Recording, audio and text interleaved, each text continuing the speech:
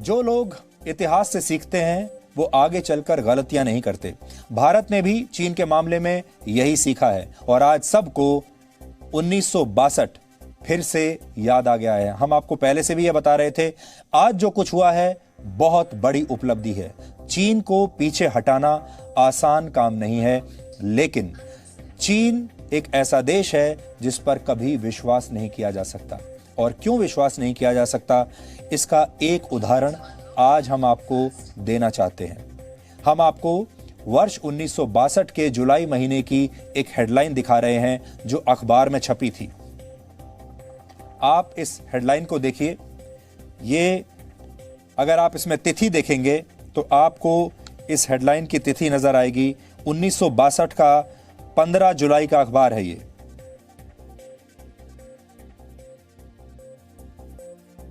और इसमें लिखा है, Chinese troops withdraw from Galwan post.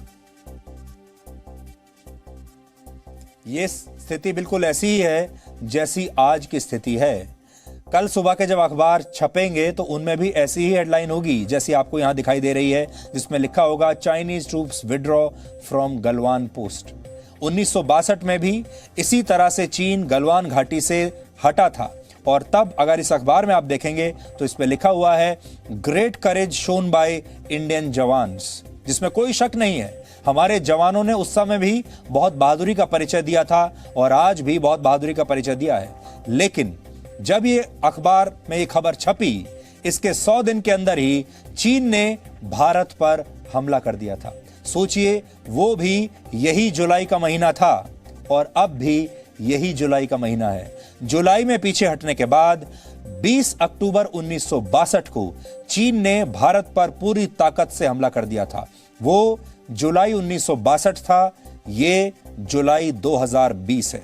सब कुछ वैसा ही हो रहा है जैसा 1962 में हुआ था। तब हमने यकीन कर लिया था, एक दूसरे को बधाई भी दे दी थी कि देखिए चीन के लोग पीछे हट गए। और फिर 97 दिन के बाद चीन फिर से लौटा और तब युद्ध हुआ था। यह युद्ध 1 महीने बाद तब खत्म हुआ था जब चीन ने युद्ध विराम का ऐलान कर दिया। 1962 में भी यही गलवान घाटी का टकराव ही चीन के साथ युद्ध का पहला आधार बना था। इसी गलवान घाटी से युद्ध की शुरुआत हुई थी और आज भी सबसे बड़ा टकराव इसी गलवान घाटी पर हुआ है। इससे यही बात समझ में आती है कि चीन पर किसी तरह का भरोसा कभी भी नहीं किया जा सकता, ना तो 1962 में कर सकते थे और ना ही 2020 में कर सकते हैं।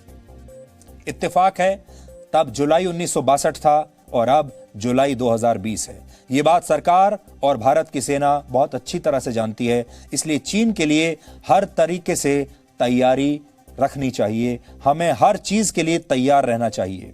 जब तक यह पक्का नहीं हो जाता कि चीन अपना सैन्य साजो सामान लेकर LAC पर पीछे हट चुका है, तब तक हमें सतर्क बने रहना होगा। लेकिन एक महत्वपूर्ण बात यह भी है कि चीन जैसे देश को बैकफुट पर लाना, इस बात के लिए तैयार कर लेना कि वो पीछे जाएगा, दुनिया में इस समय किसी भी देश के लिए आसान काम नहीं है, चाहे वो अमेरिका जैसा सुपर पावर ही क्यों ना हो।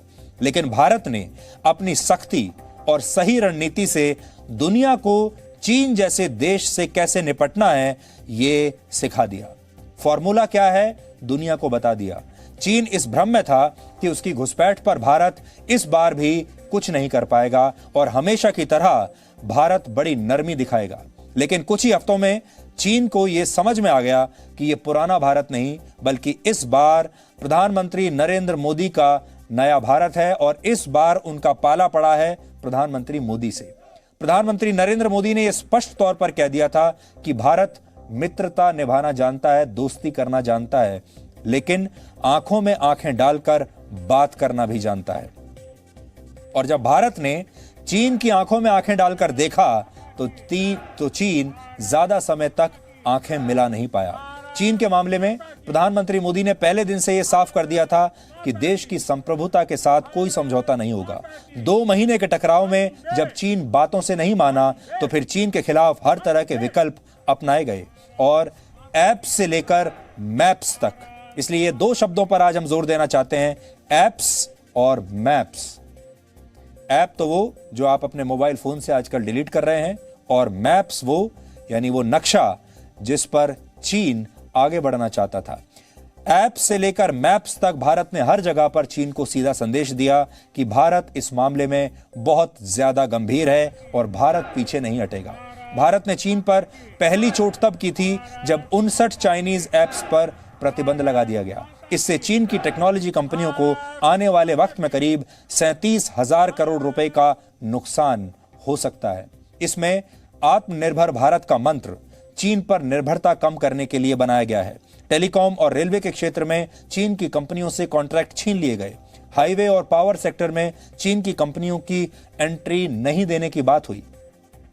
चीन के लिए सबसे बड़ा और सबसे कड़ा संदेश तब आया जब प्रधानमंत्री मोदी ने खुद लद्दाख का दौरा किया। वो लद्दाख में फॉरवर्ड पोस्ट पर गए और वहां से चीन को उन्होंने जो चेतावनी दी बिना चीन का नाम लिए, उससे चीन को शायद अंदाजा हो गया कि वो अपनी ही चाल में फंस गया है और इस समय उसे पीछे ही हटना सही रहेगा। पीछे हटने में ही उसकी भलाई है। आर्थिक और सामरिक मोर्चे पर भारत ने चीन को कड़ा संदेश दिया, तो कूटनीतिक मोर्चे पर भारत ने चीन को एक तरह से अलग थलग कर दिया पूरी दुनिया में। चीन के साथ टकराव में भारत की कूटनीतिक सफलता भी बहुत बड़ा मायने रखती है, क्योंकि दुनिया का कोई भी बड़ा देश चीन के साथ इस बार नजर नहीं आया। यहां तक कि चीन का नया दोस्त रशिया भी खुलकर उसका समर्थन नहीं कर पाया।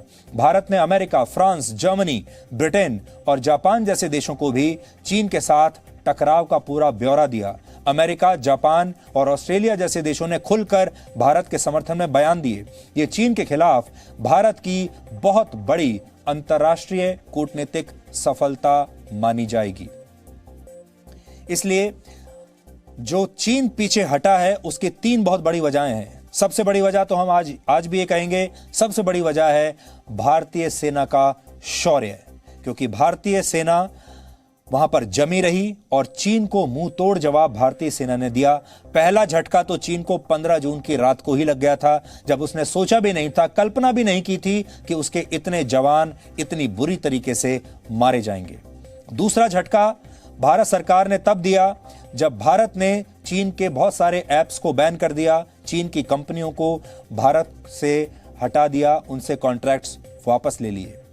तीसरा झटका चीन को तब लगा डिप्लोमेसी के जरिए, जब अंतर्राष्ट्रीय स्तर पर भारत ने एक बहुत बड़ी घेराबंदी चीन के आसपास कर दी, एक गठबंधन बना लिया और चीन को समझ में आ गया कि इस समय दुनिया में कोई भी देश चीन का साथ नहीं देगा।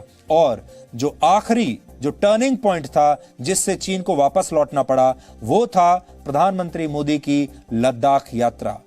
चीन ने यह कल्पना नहीं की होगी कि प्रधानमंत्री मोदी खुद फ्रंट पर आकर इस लड़ाई को लीड करेंगे। किसी भी प्रधानमंत्री के लिए यह आसान काम नहीं होता। ऐसी पेचीदा स्थिति में, ऐसे समय में जब दुश्मन बहुत मजबूत हो, चीन जैसा दुश्मन आपके सामने खड़ा है और वो कुछ भी करने के लिए तैयार है, ऐसे में किसी प्रधानमंत्री के लिए यह बहुत बड़ी बात है कि वो इसे फ्रंट से लीड करे और इसे अपनी लड़ाई बना ले।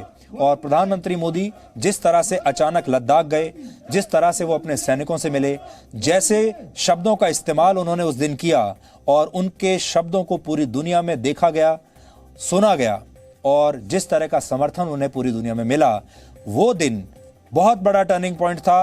और उस दिन चीन को पुनर्विचार करना पड़ा कि उससे अब ये गलती हुई है और फिलहाल वापस जाने में ही चीन की भलाई है, और वही हुआ।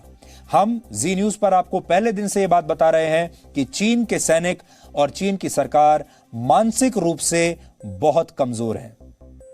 उनके पास वो राष्ट्रवाद नहीं है जो भारत की सेना के पास है, जो भारत के लोगों के पास है।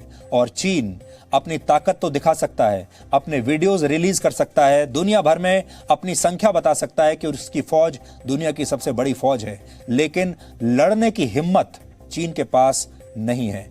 चीन मानसिक रूप से भारत के मुकाबले बहुत कमजोर है और चीन ये समझ चुका था कि पूरी दुनिया में इस समय माहौल उसके विपरीत है, उसके खिलाफ है।